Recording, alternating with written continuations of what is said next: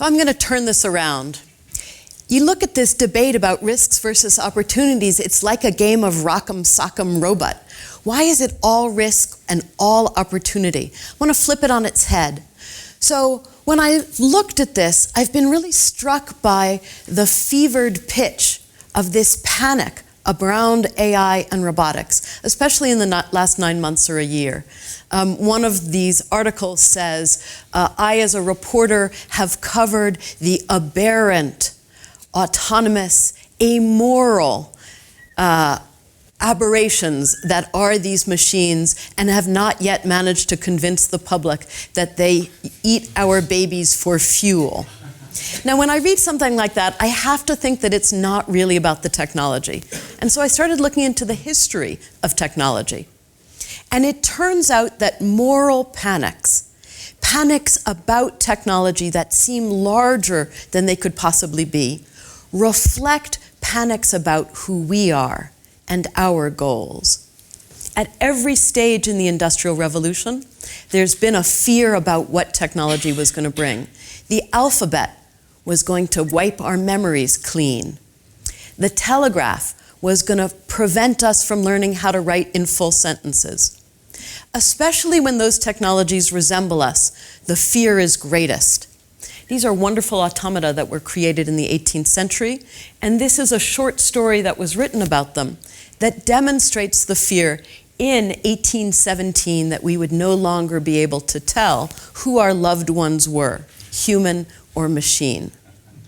So perhaps what we're really scared of is who we have become, what our goals are, whether we are going to develop machines like our better selves or our worst selves.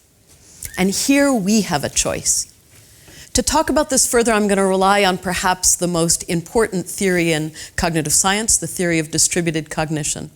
It says that thinking does not just inhabit the mind of one person, but exists across a group of people or people and machines.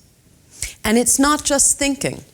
Imagine that robots can be interdependent with people for physical strength. Imagine that rather than just prizing autonomy, we prize a robot ecosystem that is interdependent with the people it exists with. Let's take that a step further. Imagine that that interdependence also extends to the social. This young girl was just diagnosed with autism, with high-functioning autism. She does not have the ability to make the social relationships that allow her to learn in a classroom. This robotic playmate has taught her those skills, and our research has shown that it extends to when she's playing with other children.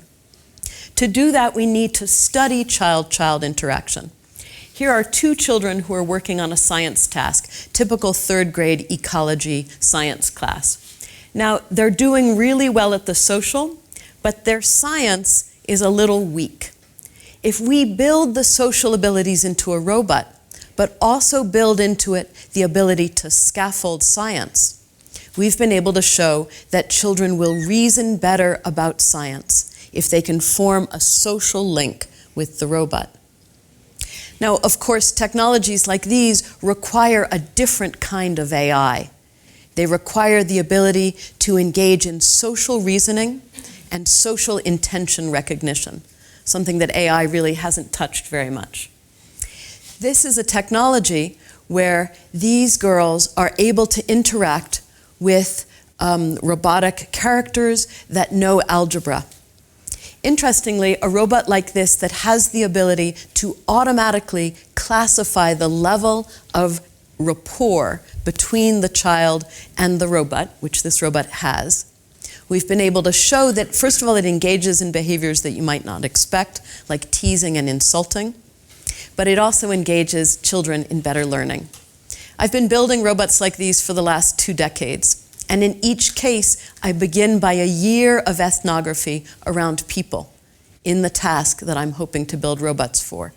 It's understanding people, their goals, their desires, their best sides, that's going to allow us to make the right choice and take the right risks. The choice is, after all, ours. If we choose to understand who we wish to be and build robots in that image, then it's the right kind of risk and the future will be bright.